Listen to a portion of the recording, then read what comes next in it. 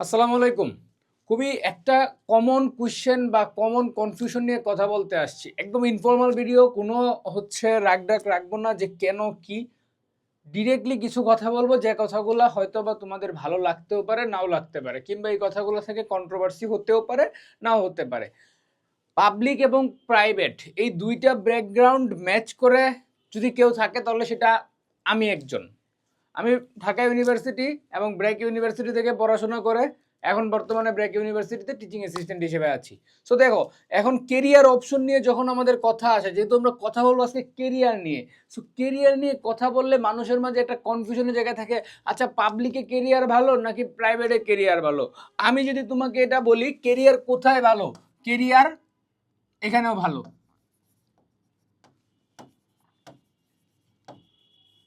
আবার পাবলিকেও ভালো।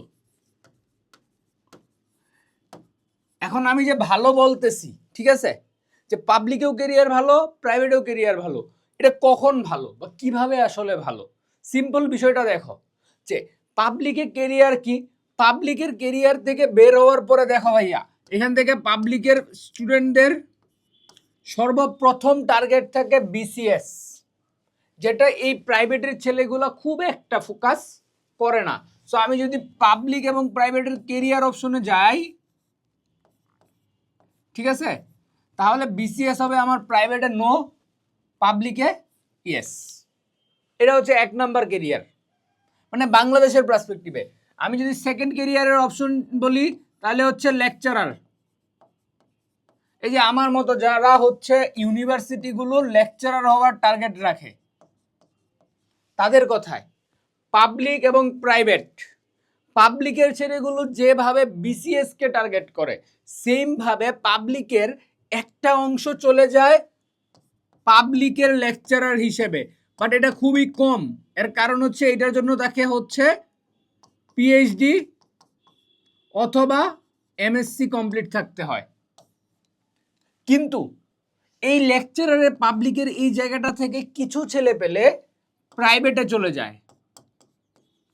এর কারণ কি? প্রাইভেট কি তাহলে যোগ্যতা ছাড়া টিচার নিচ্ছে? না, প্রাইভেটের বিষয়টা হচ্ছে কি, ওরা হচ্ছে ফ্রেশ গ্রাজুয়েট হায়ার করে, ফ্রেশ গ্রাজুয়েট হায়ার করে।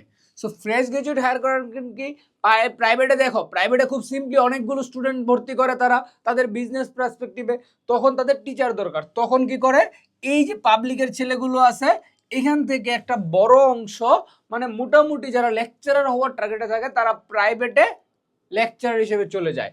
আর এই প্রাইভেটের ছেলেগুলো লেকচারার হতে গেলে কি হয়, তারা হচ্ছে প্রাইভেটেই লেকচারার হয়। হ্যাঁ, লেকচারার হয়, বাট এটার পার্সেন্টেজ যদি পাবলিকের আমি তুলনা করি প্রাইভেটের সাথে, তাহলে প্রাইভেটে যদি হয় 1%, পাবলিকে সেটা হবে লেকচারের কম্পারিজনে অ্যাটলিস্ট 10%।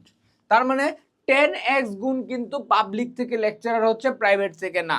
এবার এখনো আমি পাবলিককে প্রায়োরিটাইজ করতেছি, কিন্তু ফ্যাক্টরগুলো ওয়ান বাই ওয়ান আসো। সেকেন্ড গেল আমাদের, এবার আমরা যদি থার্ডে আসি, তাহলে কি, হায়ার স্টাডিজ।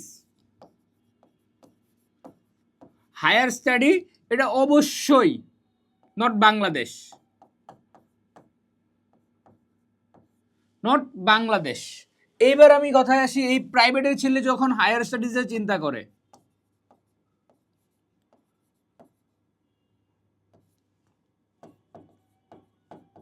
সো পাবলিকের ছেলেটা যখন হায়ার স্টাডিজ চিন্তা করে, তখন পাবলিকের ছেলেটা কিন্তু অলরেডি দুইটা জায়গায় তার অপরচুনিটি ক্রিয়েট করে রাখছে, বা তার কিন্তু টার্গেট। বাংলাদেশে দেখো, পাবলিক আর প্রাইভেটের আরো একটা বড় ডিবেটের জায়গা কি, টাকা। হ্যাঁ, তোমার অনেক টাকা আছে, অবশ্যই তুমি প্রাইভেটে যাবা। কিন্তু যে ছেলেটা মধ্যবিত্ত পরিবার থেকে আসছে, কিংবা যে ছেলেটা হচ্ছে একদম নিম্নবিত্ত পরিবার থেকে আসছে, সেই ছেলেটার জন্য কিন্তু ফার্স্ট প্রায়োরিটি পাবলিকই হবে। এর কারণ কি? কারণ হচ্ছে মধ্যবিত্ত কিংবা নিম্নবিত্ত একটা ফ্যামিলির সেই capability most of the time থাকে না, কিংবা মধ্যবিত্ত ফ্যামিলি, উচ্চ মধ্যবিত্ত হলে একটা কষ্টকর হয়ে যায় যে ইয়ারলি 3 থেকে 4 লাখ টাকা শুধুমাত্র ইউনিভার্সিটি ফিস হিসেবে দিবে। বা অ্যাটলিস্ট 2 লাখ টাকা ফিস হিসেবে দিবে, আদার কস্টিং আছে। এই পাবলিকের ছেলেটা খুব ইজিলি টিউশন পাচ্ছে, কিন্তু প্রাইভেটের ছেলেটা খুব ইজিলি কিন্তু টিউশন পাচ্ছে না।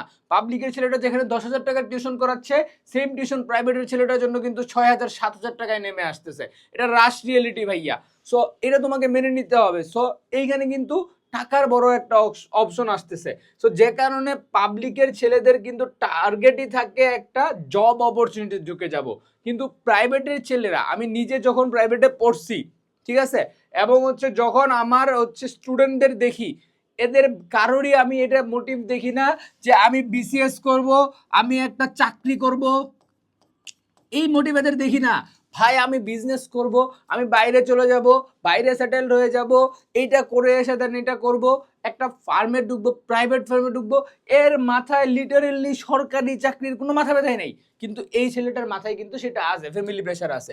সো এই হায়ার স্টাডিজের যখন জায়গাটা আসে, প্রাইভেটের 90% ছেলেপেলের টার্গেট থাকে আমি প্রাইভেট থেকে কমপ্লিট করছি, আমার এখন চাকরি করা ম্যান্ডেটরি না, আমি বাইরে চলে যাব, যাই সেরা হায়ার স্টাডিজ দিব, বাইরে একটা পার্ট টাইম জব করব, চাকরি করব, সেটেল হয়ে যাব।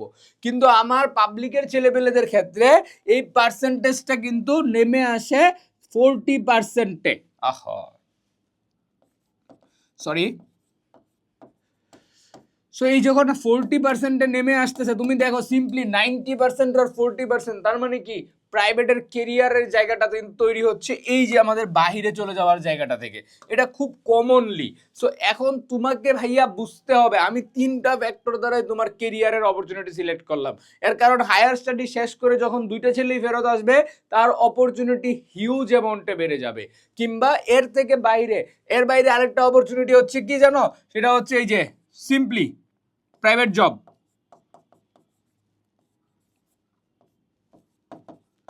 এইখানেও পাবলিকের ছেলে পেলে যখন সরকারি চাকরি পায় না তখন খুব দৌড়ায়, আর প্রাইভেটের ছেলে পেলে প্রাইভেট জব এরাও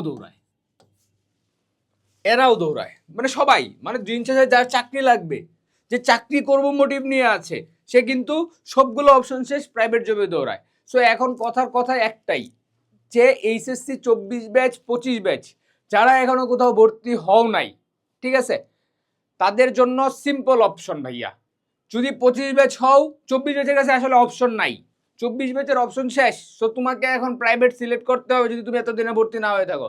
সো আমার কথা হচ্ছে 25 ব্যাচের জন্য, যদি তোমার বাবার সেই ক্যাপাবিলিটি থাকে যে আমি ক্যারি আউট করতে পারবো, তাহলে 1 বছর লস করার কিছু নাই। যদি মনে হয় যে আমার বাবার উপর এটা প্রেশার পড়ে যাবে, আমি জুলুম করতেছি, আমি এটার জন্য আমাকে অনেক কিছু হারাইতে হবে, সিম্পল ভাইয়া সেকেন্ড টাইম করো, চেষ্টা করো, দেন পরেরটা পরে দেখা যাবে। আর যদি কারো মোটিভ থাকে ঢাকার বাইরে যাবোই না, তাহলে টাইম লস না করে প্রাইভেটে ভর্তি হও। বিষয়টা খুবই সিম্পল, টাকা আছে প্রাইভেট, টাকা নাই পাবলিক। বাট এর মানে এই না যে যারা পাবলিকে পড়ে বা যারা প্রাইভেটে পড়ে তাদের সবার অনেক টাকা বা তাদের কারো টাকা নাই, এক্সেপশন তো অবশ্যই আছে, কিন্তু সিম্পল কেস এটাই। সো কেরিয়ারে তুমি যত স্কিল অর্জন করবা তোমার জন্য তত ভালো। সো তুমি কোনটা করতে চাও, তুমি বিসিএস, তুমি লেকচারার, তুমি হায়ার স্টাডি, তুমি প্রাইভেট জব, কোন দিকে তুমি যাইতে চাও সেটা তুমি নিজেই ডিসিশন নাও, নিজেই ডিসিশন নিয়ে সেটা তোমার জন্য যেটা ভালো, তুমি যেটা থেকে আজকে থেকে 4 বছর পরে কি হবে সেটা তুমি জানো না, কিন্তু 4 বছর পরে যেন তোমাকে আফসোস করতে না হয় সেটা কিন্তু তোমাকেই নিশ্চিত করতে হবে। তাই বেস্ট ডিসিশন নাও নিজের জন্য। আসসালামু আলাইকুম।